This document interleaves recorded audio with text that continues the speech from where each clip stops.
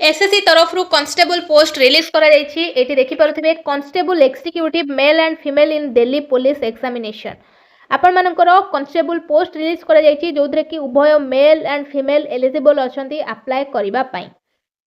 Date of submission of the online application form online application already start हो गलानी 22/9/2025 रु 21/10/2025 जाए माने 22 सेप्टेम्बर रु 21 अक्टोबर भितर आपण अप्लाई करि परिबे। लास्ट डेट अछि 21 October 2025।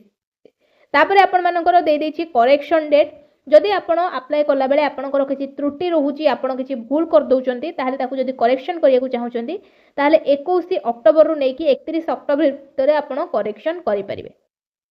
Tentative schedule of computer based examination आपनकर जदि एग्जाम आपनकर जो कंप्यूटर एग्जाम टी हबो कंप्यूटर बेस्ड एग्जाम हबो तार टेंटेटिव शेड्यूल डेट दे देछि डिसेंबर 2025 रु जनवरी 2026 भितर केबे भी आपनकर एग्जाम टा हेई पारे। जहाँ डिटेल्स थिला आपण माने जानि गले तापर आगो को जिबा बाकी डिटेल्स कोन अछि जानिबा। पे स्केल आपण मानकर दे देछि पे लेवल रहिबो आपनकर 3 21700 रु 69100 रहउछि आपनकर बेसिक पे। ग्रुप सी लेवल रहउछि देखंतु आपण मानकर बेसिक पे जदि 21700 रहउछि अदर अलाउंसेस मिसी गला परे आपण मानकर सैलरी बहुत हाई हेइ जिवो। तापर वैकेंसी डिटेल्स एठी आपण मानकर दे देछि। कांस्टेबल मेल मानक पई टोटल वैकेंसी रहउछि 4408। फीमेल मानक पई रहउछि 2496। टोटल वैकेंसी आपण मानकर रहउछि 7565 टी वैकेंसी रहउछि। जदि अदर मेल माने अप्लाई करछन्ती कांस्टेबल पई रहउछि आपण मानकर 265 टी। जदि आपण मानकर कांस्टेबल मेल कमांडो पई अप्लाई करियो चाहिबे ता पई वैकेंसी रहउछि 376 टी वैकेंसी रहउछि। टोटल यूआर को पई 3174। ईडब्ल्यूएस मानक पई 756। ओबीसी मानक पई 1608। एससी मानक पई 1386। एसटी मानक पई 641 टी वैकेंसी रहउछि। को कैटेगरी रे केते कोन वैकेंसी रहउछि डिटेल्स आपण माने जानि परथिबे एउठू।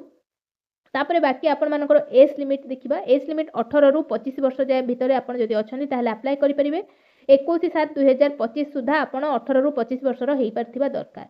बाकी आपण मानकर एज रिलैक्सेशन रहिछि एससी एसटी म पई 5 वर्ष ओबीसी क पई 3 वर्ष स्पोर्ट्स पर्सन क पई 5 वर्ष जहाँ भी एज रिलैक्सेशन रुहे सब किछि एज रिलैक्सेशन सेही भଳି भाबरे ही रहिछि। सेंट्रल गवर्नमेंट रो जहाँ भी रिक्वायरमेंट थाए आपण मानकर एज रिलैक्सेशन ऊपर सेम ही रहिछि। तापर क्वालिफिकेशन को जिबा। क्वालिफिकेशन कोन रखिछि 21/10/2025 सुधा आपण +2 पास करिथिबा दरकार। आपण जदि +2 पास करछन्ती ताहेले आपण ए जॉब रे अप्लाई करिया पे एलिजिबल अछन्ती माने आपनकर क्वालिफिकेशन +2 मागिछि। ग्रेजुएशन नुह एटा +2 लेवल लो गोटे जॉब। +2 जदि आपण क्वालिफाई करछन्ती ताहेले आपण अप्लाई करि परिबे। आपनकर जो एग्जाम हबो जदि आपनक पाखरे एनसीसी सर्टिफिकेट अछि एनसीसी सी सर्टिफिकेट थिले आपनको 5% मार्क रो बोनस मिलिबो। एनसीसी बी सर्टिफिकेट थिले 3% मार्क रो बोनस मिलिबो। एनसीसी ए सर्टिफिकेट थिले 2% मार्क रो बोनस मिलिबो। ये थिले आपण मानकर एनसीसी पई डिटेल्स। आपनको पाखरे जदि एनसीसी सर्टिफिकेट अछि ताहले किछि परसेंट रो आपण मानको बोनस मिलिबो। तार कैटेगरी नै कि ए बी सी आपण मानको पाखरे जो सर्टिफिकेट अछि सेही अनुसारे मिलिबो। तापरे आसंतु एग्जाम सेंटर ऊपर आमर ओडिसा रु जो माने बिलोंग्स करूचंती सेमानक पई ईस्टर्न रीजन बाकी अदर जो माने अछंती अदर स्टेट रु जो माने अप्लाई करूचंती तांको पई अलगा रहिबो। बट ओडिसा रु जो माने अछंती सेमानक पई ईस्टर्न रीजन रु रहिची। आपण माने सेंटर एठी देखि परथिबे आपण मानकर एग्जामिनेशन सेंटर एठी सब डिटेल्स रे दे देची। जमशेदपुर रांची बालेश्वर बरहमपुर गंजाम भुवनेश्वर कटक आपण मानकर राउरकेला आपण मानकर कोलकाता जहाँ भी आपण मानकर एग्जाम सेंटर रहिची एठू आपण माने देखि परथिबे एग्जाम सेंटर सब आपण मानकर दे देची।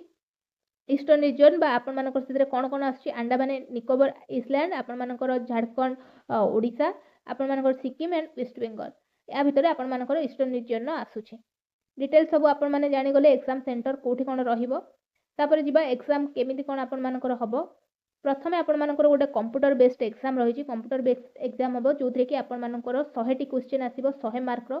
सिलेबस आपण मानकर दे देछि general knowledge current affairs reasoning numerical ability computer fundamentals ये सब बाकी आपण मानकर सब्जेक्ट डिटेल्स दे देला। नंबर जनरल नॉलेज रो 50 टा क्वेश्चन आसीबो जोथि कि 50 मार्क। रीजनिंग दे 25 मार्क रो क्वेश्चन आसीबो जोथरे कि 25 टी क्वेश्चन रहिबो। न्यूमेरिकल एबिलिटी रे 15 टी क्वेश्चन आसीबो 15 मार्क रो। कंप्यूटर फंडामेंटल पई 10 टी क्वेश्चन आसीबो 10 मार्क रो जोथि कि आपनको 90 मिनिट टाइम दिया जिवो। नेगेटिव मार्किंग रहउची भूलिबेनी 0.25 मार्क रो नेगेटिव मार्किंग रहउची। तापर नेक्स्ट एग्जाम आपण मानकर एठी बाकी सिलेबस डिटेल्स भी आपण माने चाहिए एठू देखि परिबे मु आपण मानको पीडीएफ शेयर कर देबी सेठू आपण माने जाईकी पीडीएफ रु डिटेल्स रे जानि परिबे सिलेबस बाकी डिटेल्स कोन सब रही छि एस आपण मानकर दे देछि अप टू 30 इयर्स मानको पई 6 मिनिट दौड़ा मेल कैंडिडेट मानको पई फिजिकल तापर आपण मानकर जतळे एग्जाम हबो गोटे कंप्यूटर बेस्ड एग्जाम हबो देन आपण मानकर जदी क्वालिफाई करचोनी देन आपण को गोटे फिजिकल टेस्ट दबा को पड़िबो फिजिकल मेजरमेंट टेस्ट दबा पई पड़िबो जो थे कि आपण मानक एठी रोचे आपण मानकर मेल कैटेगरी मानक पई लॉन्ग जंप रोचे 14 फुट रेस रोचे बा दौड़ा आपण मानकर 1600 मीटर रोचे 6 मिनिट रे आ हाई जंप रोचे 3.9 फुट आपण मानकर 30 टू 40 इयर्स जो मानक पई तांको पई दौड़ा रे रोचे 7 मिनिट लॉन्ग जंप रे 13 फीट आ हाई जंप रे 3.6 एबव 40 इयर्स मानक पई 8 मिनिट रोचे रेस लॉन्ग जंप रे 12 फुट आ हाई जंप रे 3.3 ये सब आपण मानकर थिला physical endurance test for male candidate मानक पई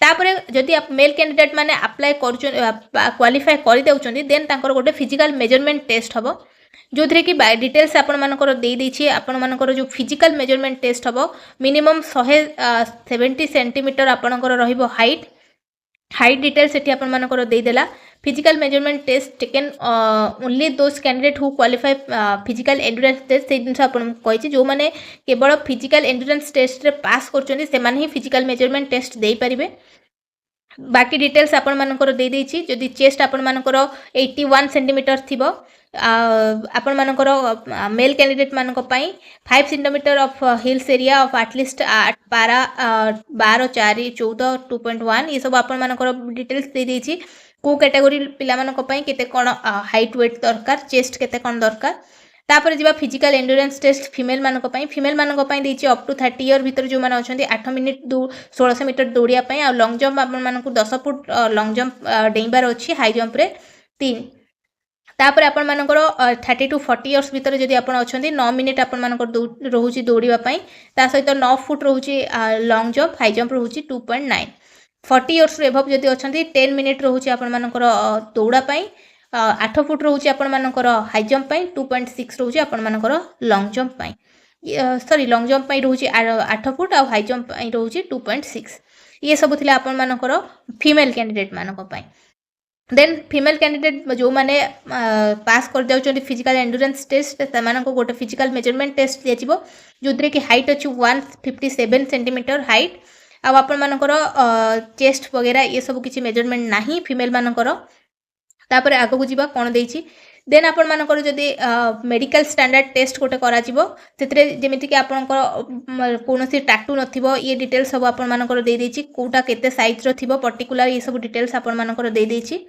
देन आपनकर जेतबेले फिजिकल मेजरमेंट टेस्ट सरी जाउछि आपनकर गोटे डॉक्यूमेंट वेरिफिकेशन हबो डॉक्यूमेंट वेरिफिकेशन जदि आपण सेतरे क्वालिफाई कर जाउछंती देन आपण जॉब टी पाइबे डॉक्यूमेंट वेरिफिकेशन डिटेल्स एठी आपण मानकर दे देछि मैट्रिकुलेशन सेकेंडरी सर्टिफिकेट कोन कोन डॉक्यूमेंट दरकार तापर आपण मानकर क्वालिफिकेशन सर्टिफिकेट जहाँ भी थिबो आपण क्वालिफाई करचंती educational qualification certificate driving licence caste category जदि आपण को कास्ट रु बिलोंग्स करचंती तार आपनकर सर्टिफिकेट आपण एससी एसटी रहिचंती कि ओबीसी रु जो बिलोंग्स करचंती तार सर्टिफिकेट हिल्स एरिया सर्टिफिकेट जदि आपण को हिल्स एरिया रु बिलोंग्स करचंती तार सर्टिफिकेट एक्स सर्विसमैन हेतिले तार आपनकर सर्टिफिकेट सब किछि रो जदि आपण सर्टिफिकेट रखुचंती ताहले आपण जो कैटेगरी जहाँ बिलोंग्स करचंती तार सर्टिफिकेट धरिके आपण जिबे ये थिला आपण मानकर एग्जाम डिटेल्स जहाँ भी डिटेल्स आपनकर आवश्यक जिनस मु आपण मानकु जणै देले बाकी जदि डिटेल्स रे आपण भलो भाबे पूरा जानिया को चाहउचंते पढिया को चाहउचंते ताले टेलीग्राम रे आपण माने नोटिस टी पाइ जिबे मु आपण मानकु शेयर कर देबे सेटु जेंगे आपण डाउनलोड करके